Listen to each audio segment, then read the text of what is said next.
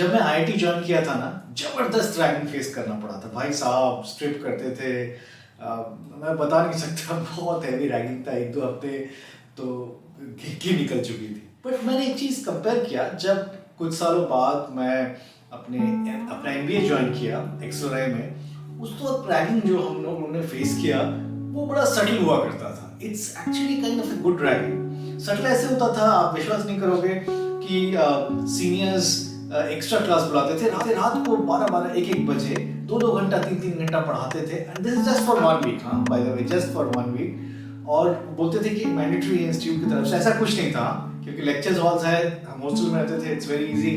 रात को 1 बजे हम सब पहुंच जाते थे, मैंडेटरी अटेंडेंस था, और कुछ भी पढ़ाया जा रहा है कुछ समझ में नहीं आ रहा किसी को, सब कुछ इंटर रिलेटेड है, सबको लग रहा है कि क्या हाई फंडा चीज़ है, पर वो हमारी रैगिंग हो रही थी, हमें समझ में भी नहीं आया, right. But it was never sexual, it was never any kind of physical मारपीट और सब्जुकेशन, बिल्कुल नहीं, वेरी सटल, राइट। असाइनमेंट्स होता था, ये करके आना है, और इस पे ये इंस्टीट्यूट की तरफ से ऐसे बताते थे सीनियर्स, एंड हम असाइनमेंट शीट को देखते थे, कुछ समझ में नहीं आ रहा, फिर समझ लगता था कि हमारे क्रेडिबिलिटी पे डाउट होने लगा था एज अ बैच।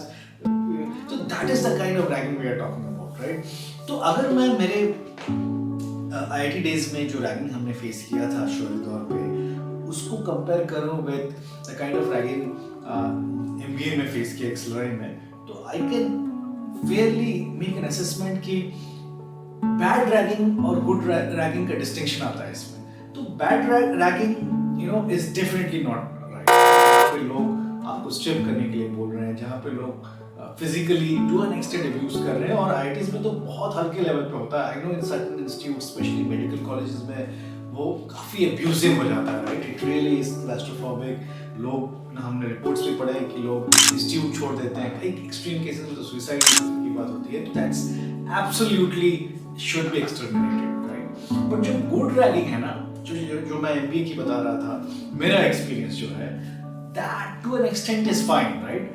क्यों फाइन मैं बता रहा हूँ, मैंने फर्स्ट हैंड जो एक्सपीरियंस किया, सबसे पहला ना, वो इंटायर रैगिंग का एक बहुत बड़ा बेनिफिट ये है कि वो आपको रियल वर्ल्ड के लिए तैयार करता है। क्योंकि एक बच्चा जब घर से आता है, और कॉलेज में भी एक बहुत बड़ा प्रोटेक्टेड एनवायरनमेंट में रहता है, बट द मोमेंट हम नौकरी करने या बाहर जाते हैं, life is adverse, life is not easy, right. तो ये ragging kind of gives you a snapshot कि दुनिया कैसे हो सकती है, राइट, प्रिपेयर्स यू। दूसरा, आप मानोगे नहीं, जो लोग आपके साथ रैगिंग करते हैं उसके साथ सबसे ज्यादा बॉन्डिंग होता है। ये हमेशा है, ये मैंने दोनों केसेस में देखा है यार, अपने आईआईटी डेज में और एक्सलराई में भी, कि जो भी लोग डायरेक्टली मेरे साथ रैगिंग किए हैं, उन्होंने अगले 3 साल 4 साल बहुत हेल्प करा है, क्योंकि एक बॉन्डिंग बना है, राइट। और सबसे बड़ी चीज मुझे लगती है, तीसरी चीज, की आपके अंदर अडेप्टेबिलिटी क्रिएट होता है कि भाई एक एडवर्स सिचुएशन में कैसे अपने आप को अडेप्ट करोगे, राइट। एकदम मैंने वन साइडेड नहीं सोच के सिचुएशनल अपने आप को बनाना। तो there are certain benefits of ragging. मैं रैगिंग को फेवर नहीं करता हूँ, बट मेरे ख्याल से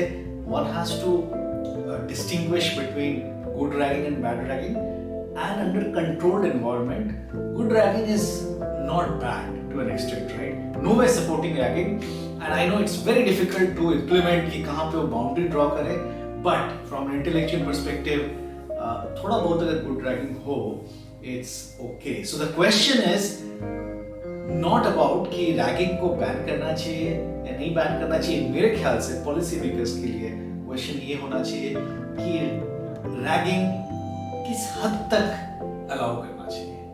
आप अगर मेरे पॉइंट ऑफ व्यू से अग्री करते हो या डिसएग्री करते हो, प्लीज कमेंट करें और बताइए कि आपका क्या सोच है। Thank you and stay focused.